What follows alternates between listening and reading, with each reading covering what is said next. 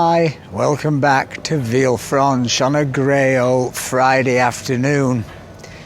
This is the marketplace, the bustling, throbbing heart of the town.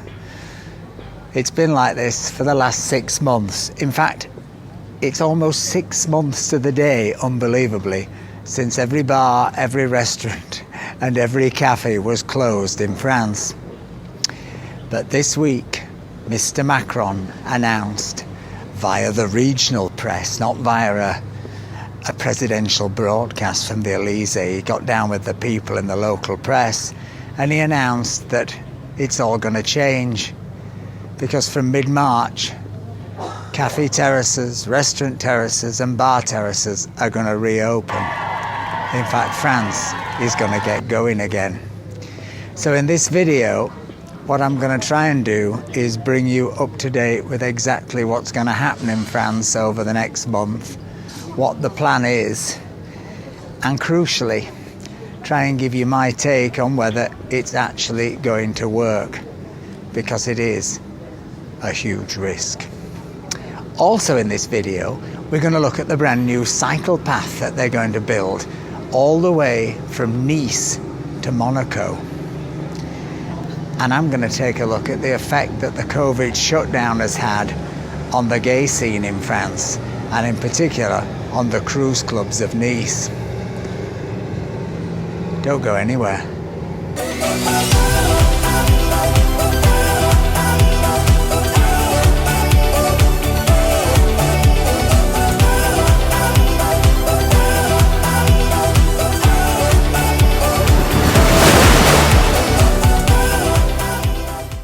That intro gets better with age.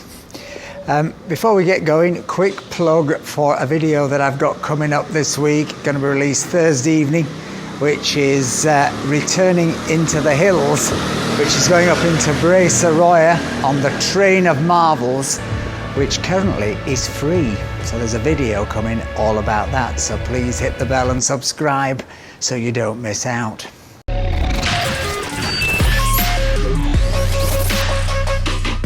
So, on to the main subject of the day, deconfinement. What did Mr. Macron announce? Well, first bit of news, good news, May the 3rd. May the 3rd, we can move, we can go anywhere. Interregional travel is no longer banned. Second crucial date coming up, May the 19th. May the 19th, bars, restaurants, outside can reopen. May the 19th, shops, non-essential shops, can reopen. May the 19th, cinemas, theatres, art galleries, cultural places can reopen. And then the third crucial date is June the 9th. June the 9th, restaurants can open inside and out, as can bars, as can gyms. Discos, no. Discos, no. But bars and gyms can reopen. And crucially, for those of you abroad, tourism is allowed again into France, June the 9th. So those are the crucial facts. But there are buts. You knew there'd be buts, and there are some buts.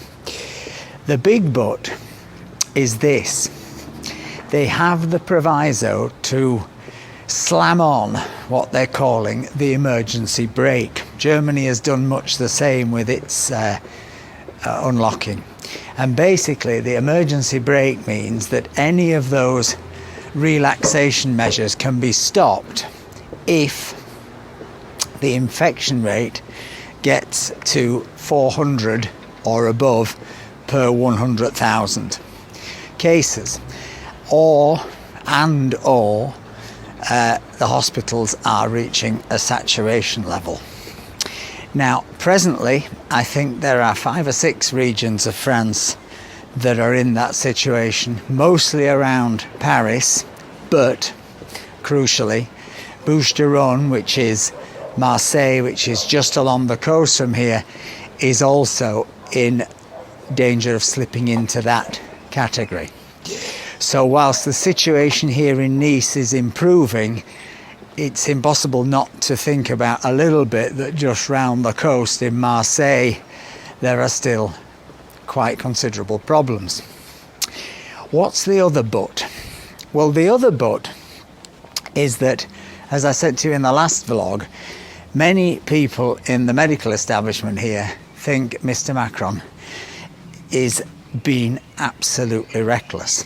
There are still approaching, I think, 28,000 people in hospital with COVID. We are still seeing around 28,000 new cases per day. We have still over 5,000 people in intensive care, or reanimation, as the French call it. So whilst things have improved in the last week since I last spoke to you, whilst there is some evidence that the infection rate is plateauing and is dropping in certain areas, it is very hard to say that the thing is under control in anything like the way they would wish it to be. To put this in context, I remember sort of 5 or 6 months ago, Mr. Macron declaring that basically until the infection rate got to 5,000 per 100,000, we couldn't unlock. Well, that number has been quietly dropped and pushed aside. The other factor to note is the death rate. The numbers dying still stuck at around this figure that I quote to you every week of about 300. Some days more, some days less.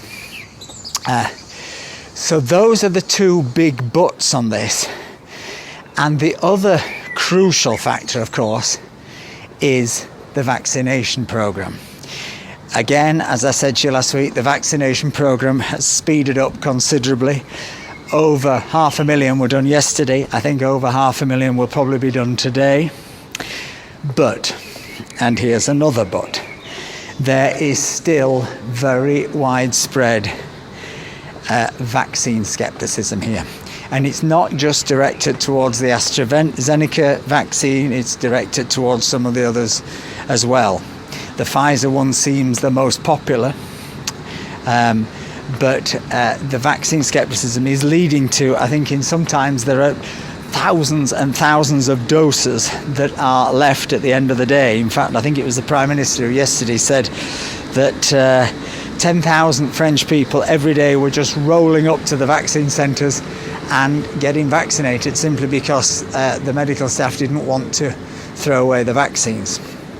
So understandably, the President is very keen to get the vaccination programme going even more speedily. I think they announced today that they are encouraging 4 million people who are, I think, under the age of 55 now, but have serious health conditions to also come forward.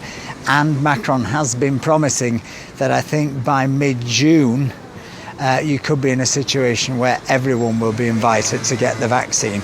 There's certainly a hope that by mid-June they will have reached 20 million people vaccinated. So it is very good news if you want to go to a bar or restaurant. It's potentially very good news if you want to come on holiday here. Technically from June the 9th you can. Now, of course, there is still the never-ending wait for the traffic light system if you're in the UK to be announced as to what kind of quarantine is going to be required going back. As I said to you last week, there is still very little chance that France will be on the green list initially. I think it's possible that France may be on the green list in June, but I think the May 17th traffic light announcement, such as it is, will at best put France on the amber list, which still probably means you're going back to 10 days quarantine, 2 PCR injections, blah, blah, blah, blah, blah. I see Grant Shapps was saying that you can get them for $44.95 or something now from some company. But it's still going to be a major block on people travelling, there's no doubt. Not to mention the threat of huge queues at the border.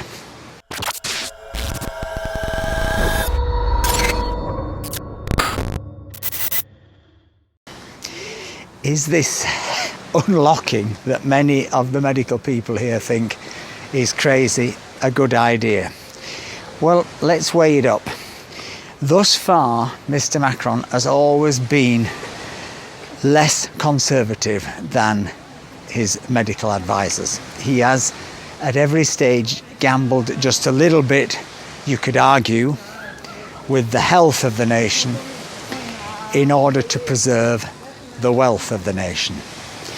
And interestingly, the figures today, which show the Eurozone dropping into, I think, a double-dip recession, slightly vindicating, because France had a much less big contraction last year, and in this last quarter I think France is the only one of the major European economies to actually grow. What Macron has not done, and even though a lot of the UK press have said he had, what he has not done is have a full third French lockdown. In this last month, we closed the schools for a few days in between an awful lot of school holidays, and he recommended work from home, etc. But he managed to avoid the whole period that Britain has had of this full lockdown. And what he didn't avoid was the 6-month closure of the bars and restaurants, and what he didn't avoid has been this curfew, which he's maintained throughout the whole of the spring. And it has just about kept the disease in check. And when I say that, I mean just about, because as I say, the figures are very high, but we have not reached a point where the hospitals, etc., have been overwhelmed. There have been times in areas on the outskirts of Paris when I think it's been pretty close, and even down here there have been times, but it has not happened. So those are the decisions he has made, and those are the risks he has taken. Does it mean that we have seen the end of lockdowns in France when on May the 19th the terraces open, when this bar is once again allowed to open its terrace rather than just do takeaway? Does it mean we've seen the end of lockdown? I sincerely hope so, and I think, as I said last week, Mr. Macron has pinned his presidency on it, because I think if he was then required to lock down again, I think if things got out of control again, he would be facing an almighty task to get re-elected. But the good news is things are opening up. June the 9th, it appears, you will be able to travel into France, providing your own country lets you, or providing you can get insurance, or providing you're willing to quarantine, etc. when you go back. Moving on to the second item on today's agenda.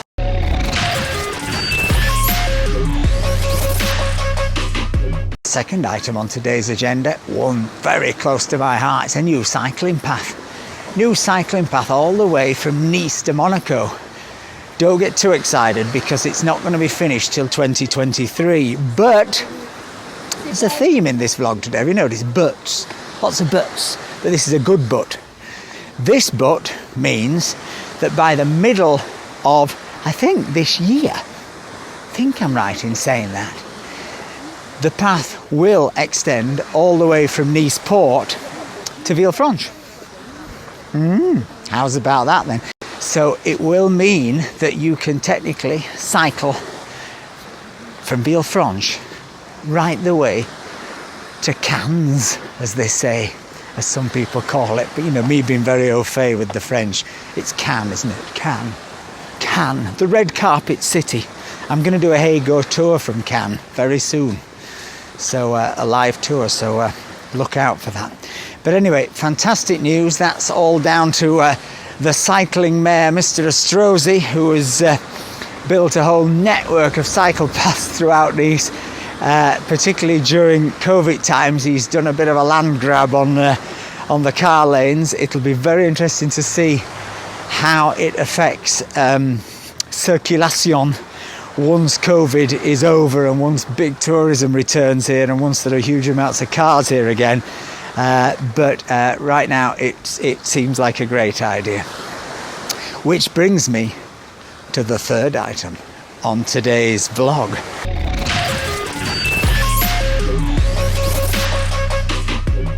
Which is cruise clubs, gay bars. It's a very strange time. I was reading a piece the other day in one of the Parisian newspapers about the problems in the Marais in Paris, because of course the gay bars had been shut for, well, they've been shut for 6 months, but if they're sort of cruise clubs or if they're saunas or anything like that, they've probably been closed for most of the last year. And of course the restaurants around them and all the infrastructure and the shops and everything else have all gone. And it's going to be very, very interesting to see how and in what form the gay scene comes back, particularly here in Nice, because the gay village, as it is, has sort of shifted over the years. Many, many years ago, 25 years ago, I think it was sort of based largely around the port. Then it sort of moved towards the new town, and then recently it's come back to the port in an area that they sort of call in Nice the Petit Marais, which is sort of Nice's equivalent of, I don't know, Old Compton Street in London. And it's a great area. It's not exclusively gay by any means. It's very mixed. But there was a bar, this bar, Malabar Station, which opened a long time ago, was one of the first ones to open in that zone. And of course, you know what happens, the gays go in first, and then the property developers follow, and the art galleries, etc., etc. And that's more or less what's happened in this zone. Property prices have gone a bit crazy, but places that used to sell paint, and I don't mean paint for Van Gogh, I mean paint for your house and your windows, suddenly are fantastic restaurants, and it's a real sort of catwalk of an evening. But bars like Malabar Station, which have a lovely terrace, great atmosphere, it's great fun, and there's a bit of a sort of cruisy maze thing inside. You know, they've been closed for such a long time, and it's going to be very interesting to see whether the boys go back to them. They'll certainly go back to the bars, but there's a bit of me wonders, are we going to want to walk through darkened rooms of an evening, not knowing who we're touching, etc., etc., or has COVID changed all that? I don't know the answer, but I certainly think that it will be very interesting when they eventually reopen. And I think, you know, it's interesting looking at the map of Réouverture in France, and it'll be the same, I think, in Britain, that the poor owners of discos and nightclubs, etc., are going to be the very last people to return to any semblance of normality. Anyway, that is the news that shit to print here in France. It's good news. France is on the move again. France is going to reopen.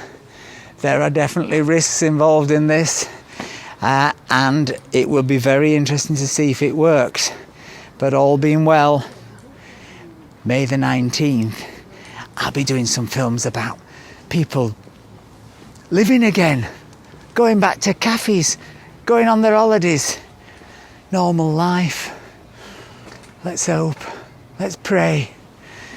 Anyway, have a great week, everyone. Please subscribe, and remember, Thursday I think I'm going to put out the video about the Train of Marvels. The Train of Marvels going up into the mountains. It's fabulous up there, and I'm going to give you some information as to how you can get there for nixty. You heard that right, nixty. Nout. Anyway, take care. Speak to you soon. Have a great week. Bye-bye.